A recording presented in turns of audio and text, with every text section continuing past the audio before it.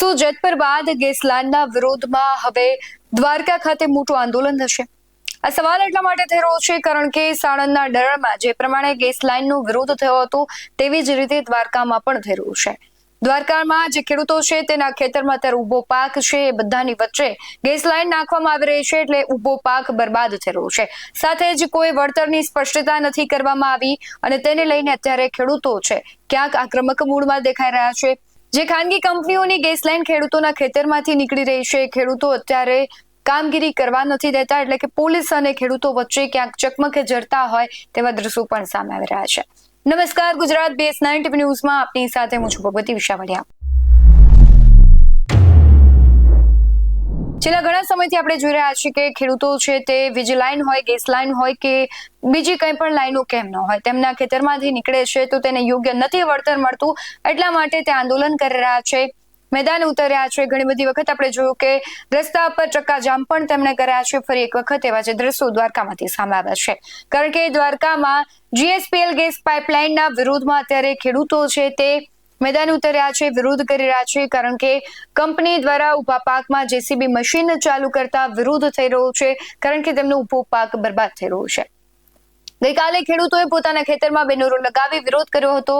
આજે ફરી દ્વારકા જિલ્લાના દાંતા, નાના માઢા અને વડાલિયા સિંહણ ગામે પણ ખેડૂતોએ કામ અટકાવવાનો પ્રયાસ કર્યો હતો। દ્વારકા જિલ્લાના 3 તાલુકાના 29 ગામોમાંથી આ ગેસની જે લાઇન છે તે પસાર થવાની છે। ખેડૂતોનો એવો દાવો છે કે અમને એક પણ રૂપિયો આપ્યા વગર કામ ચાલુ કરાયું છે, અમને કેટલા રૂપિયા વળતર મળશે તેનું કાગળ પર અમને કોઈ જવાબ નથી આપવામાં આવ્યો। ખેડૂતો આવો આક્ષેપ કરે છે। સાથે જ GSPL કંપની પોતે કાયદાઓનો અમલ ન કરતી હોવાનો પણ ખેડૂતો દાવો કરી રહ્યા છે। શું કહી રહ્યા છે ખેડૂતો તેના પર નજર કરીએ।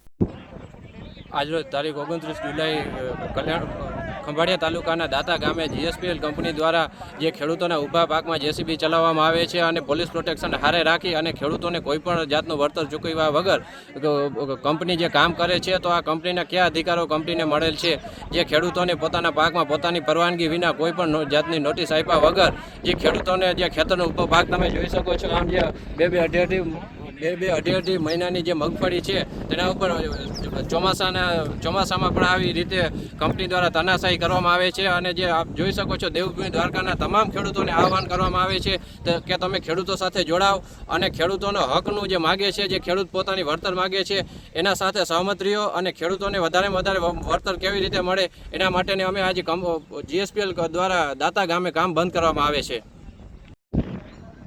મારું નામ અજીતસિંહ છે। હું આ ખેડૂતોની સાથે અને હું એ ખેડૂત છું એટલે હાલ આજે દાતાવાડી વિસ્તારની અંદરમાં આપ જોઉં છું પાછળની અંદરમાં જે આ લોકોએ બગાડ કર્યો છે આ જમીનવાળાને કોઈને નોટિસ પણ નથી આપી, કેટલું વળતર આવશે એ પણ નથી આપ્યું।